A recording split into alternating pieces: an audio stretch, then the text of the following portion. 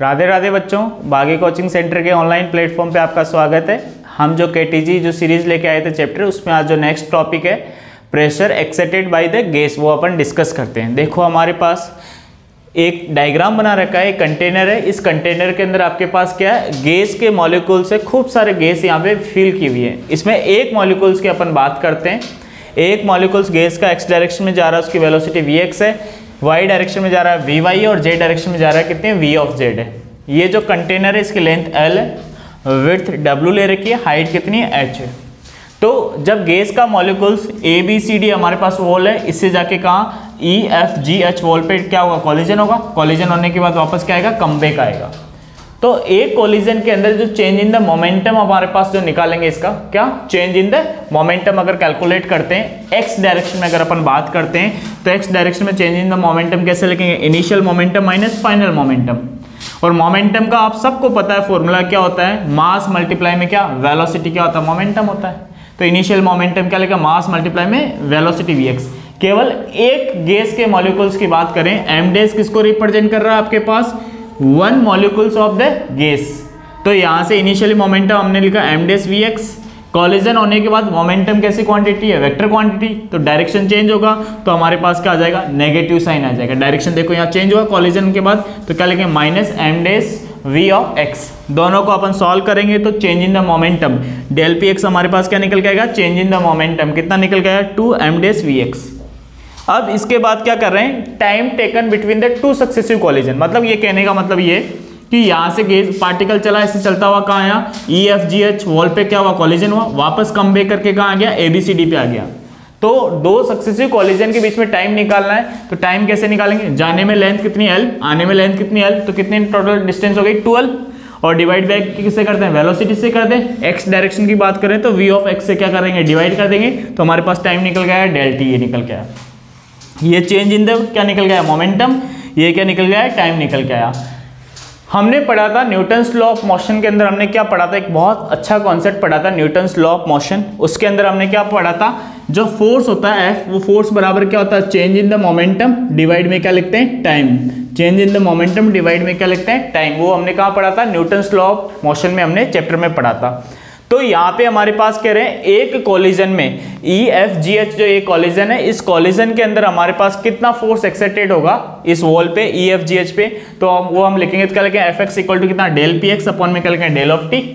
यहाँ से del P x की वैल्यू जो है हमारे पास है, वो हमारे पास यहाँ कैलकुलेट कर चुके हैं। हमारे पास डेल टी टाइम है, उसकी वैल्यू हम कैलकुलेट कर चुके हैं। इक्वेशन 1 और इक्वेशन 2 से वैल्यू जब हम रिप्लेस करेंगे तो हमारे पास ये वैल्यू निकल के आएगी, M dash vx square divide में क्या लिखेंगे, l। फिर हम प्रेशर की बात करें कि EFGH वॉल पे प्रेशर कितना एक्सेट होगा, वो प्रेशर निकालना है। और हम सबको पता है प्रेशर का फॉर्मूला क्या होता है, फोर्स अपॉन में क्या, एरिया। फोर्स अपॉन में क्या होता है, एरिया। तो एक्स डायरेक्शन में फोर्स हमने निकाल चुके हैं, एरिया कितना है, विड्थ w, हाइट कितनी है, h है। तो w मल्टीप्लाई में h क्या निकल के आ जाएगा, एरिया। Fx की वैल्यू यहाँ से ये वैल्यू रिप्लेस करेंगे, हमारे पास ये रिप्लेस करेंगे, ये क्वांटिटी निकल के आएगी। हमें पता है L W H तीनों का प्रोडक्ट किसके इक्वलेंट होगा, वॉल्यूम के इक्वलेंट होता है। किसके इक्वलेंट होता है, वॉल्यूम के इक्वलेंट होगा। तो प्रेशर इक्वल टू क्या होगा, एम डैश vx अपॉन में क्या, v। हमारे पास ये प्रेशर निकल के आया कौन सी डायरेक्शन में, x डायरेक्शन में, एक गैस के मॉलिक्यूल्स के लिए। सिमिलरली मेरे को y डायरेक्शन में निकालना है, z डायरेक्शन में निकालना है, कुछ नहीं है, सेम ऐसे ही लिखेंगे। y डायरेक्शन में बात करेंगे तो क्या M dash vy square upon में क्या लिखेंगे, v वॉल्यूम। ऐसे z डायरेक्शन में बात करें तो क्या लिखेंगे, M dash vz square upon में क्या लिखेंगे, v। तो x y और z डायरेक्शन में हमने क्या निकाल लिया, प्रेशर हमने कैलकुलेट कर लिया है। एवरेज प्रेशर निकालते हैं कंटेनर वॉल में, हमने क्या निकाला था, px py और pz निकाल लिया। एवरेज प्रेशर कैसे निकालेंगे, तीनों प्रेशर को सम करो, डिवाइड बाय 3 कर दो। तो यहाँ से px py pz की वैल्यू को जब यहाँ से ये जो हमारे पास नजर आ रही है, इस वैल्यू को उठा के हमने क्या किया, यहाँ रिप्लेस कर दिया। और रिप्लेस करेंगे तो ये क्वांटिटी आएगी। और हमें पता है vx vy और vz का स्क्वायर है, ये किसके बराबर है, Vrms। सर कैसे हो गया Vrms, हमने लास्ट वीडियो में पढ़ा था, Vrms इक्वल टू क्या लिखते हैं, vx का स्क्वायर प्लस vy का स्क्वायर प्लस vz का स्क्वायर। टोटल यहाँ पे नंबर ऑफ मॉलिक्यूल्स कितने, एक गैस के मॉलिक्यूल से बात कर रहे हैं, तो एक से हमने डिवाइड किया, तो ये वैल्यू किसके इक्वलेंट होगी, Vrms के इक्वलेंट होगी। तो इस वैल्यू की जगह हम क्या लिख सकते हैं, Vrms का स्क्वायर लिख सकते हैं। एम डैश किसको डिनोट कर रहा है, किसका मास, एक गैस के मॉलिक्यूल्स का, एक मॉलिक्यूल के गैस के मास को डिनोट कर रहा है। अगर मान लो ये जो कंटेनर है, इस कंटेनर के अंदर टोटल नंबर ऑफ मॉलिक्यूल्स आपके पास n है, capital N total number of molecules है, तो इसका टोटल एवरेज प्रेशर, जो टोटल प्रेशर निकलेगा वो कैसे निकलेगा? जो हमने एक गैस के मॉलिक्यूल का जो प्रेशर निकाला ये वाला, इसको किससे डिवाइड कर दो? टोटल नंबर ऑफ मॉलिक्यूल से हमने मल्टीप्लाई कर दिया। क्या कर दिया? टोटल नंबर ऑफ मॉलिक्यूल से क्या कर दिया? मल्टीप्लाई कर दिया। तो हमारे पास क्या निकल के आएगा? टोटल प्रेशर निकल के आ गया। m डेज क्या था? एक गैस के मॉलिक्यूल्स का मास, n क्या है? Total number of molecules. तो m डेज मल्टीप्लाई में n, ये किसके बराबर हो जाएगा? स्मॉल m के। और स्मॉल m यहाँ पे किसको डिनोट कर रहा है? Total mass of A gas. Small m किसको डिनोट कर रहा है? Total mass of gas. तो टोटल प्रेशर P की फॉर्मूला क्या निकल के आ गया? 1/3 m अपॉन में v, Vrms, या मास अपॉन में वॉल्यूम को अपन v क्या है, किसको डिनोट करा? वॉल्यूम को। मास अपॉन में वॉल्यूम किसको डिनोट? मास अपॉन वॉल्यूम को क्या लिख सकते हैं अपन? डेंसिटी। तो डेंसिटी का फॉर्मूला यहाँ लिख भी रखा मैंने, mass upon volume equal to क्या होगा? Density of gas.